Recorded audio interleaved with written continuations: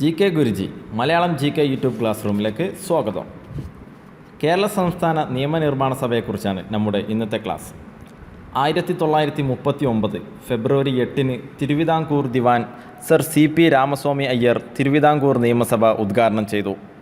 നിയമസഭയിലെ അംഗസംഖ്യ 141 വർദ്ധിച്ചപ്പോൾ പുതിയ നിയമസഭാ മന്ദിരം ആവശ്യമായി വന്നു. തുടർന്ന് 1979 ജൂൺ 4 അന്നത്തെ രാഷ്ട്രപതി നീലം സഞ്ജീവ റെഡ്ഡി പുതിയ നിയമസഭാ മന്ദിരത്തിന് തറക്കല്ലിട്ടു. 1998 മെയ് 22 അന്നത്തെ രാഷ്ട്രപതി മലയാളി കൂടിയായ KR നാരായണൻ ഉദ്ഘാടനം ചെയ്തു. പുതിയ നിയമസഭാ മന്ദിരത്തിൻ്റെ ചീഫ് ആർക്കിടെക്ട് രാമസ്വാമി അയ്യറാണ്. 18 വയസ്സായവരുടെ വോട്ടവകാശത്തിൻ്റെ അടിസ്ഥാനത്തിൽ തിരഞ്ഞെടുക്കപ്പെടുന്ന ജനപ്രതിനിധികൾ അടങ്ങുന്നതാണ് നിയമസഭ. ഭരണഘടനാ പ്രകാരം 5 വർഷമാണ് നിയമസഭാ കാലാവധി. നിയമസഭയിലേക്ക് തിരഞ്ഞെടുക്കുന്നവരെ member of legislative assembly MLA എന്ന ചുരുക്കപ്പേരിൽ അറിയപ്പെടുന്നു. Website www.niyamsabha.org. സംസ്ഥാന ഭരണത്തിൻ്റെ സ്ഥിര കേന്ദ്രമാണ് സെക്രട്ടേറിയറ്റ്.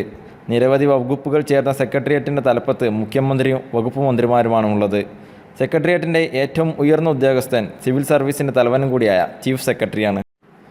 ഈ അധ്യായം ഇവിടെ നിർത്തുന്നു. ഇനി നമുക്ക് സെക്രട്ടേറിയറ്റ്, ഇപ്പോഴുള്ള മന്ത്രിസഭ, ഗവർണർ, അങ്ങനെ ഓരോരോ വിഷയങ്ങളും വേർതിരിച്ച് ചർച്ച ചെയ്യേണ്ടതുണ്ട്.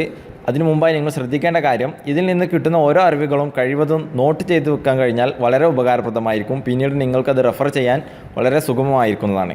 അതിനു മുമ്പ് ഈ ചാനൽ സബ്സ്ക്രൈബ് ചെയ്തിട്ടില്ലെങ്കിൽ ഉടൻ തന്നെ സബ്സ്ക്രൈബ് ചെയ്യുക. ഇത്തരം നല്ല വീഡിയോകൾ നിങ്ങളിലേക്ക് എത്തിപ്പെടുന്നതാണ്. GK Guruji Malayalam GK YouTube class room. ഇതുപോലത്തെ വീഡിയോകൾ തുടർന്നും നിങ്ങൾക്ക് ലഭിക്കാൻ ഈ ചാനൽ സബ്സ്ക്രൈബ് ചെയ്തിട്ടില്ലെങ്കിൽ ഉടൻ തന്നെ സബ്സ്ക്രൈബ് ചെയ്യുക. വീഡിയോകൾ ഇഷ്ടമായെങ്കിൽ ലൈക്ക് ബട്ടണിൽ ക്ലിക്ക് ചെയ്യുക. ഇത്തരം അറിവുകൾ ഉപകാരപ്രദമാകുന്നുവെങ്കിൽ നിങ്ങളുടെ കൂട്ടുകാരിലേക്കും ഷെയർ ചെയ്യുക. നന്ദി.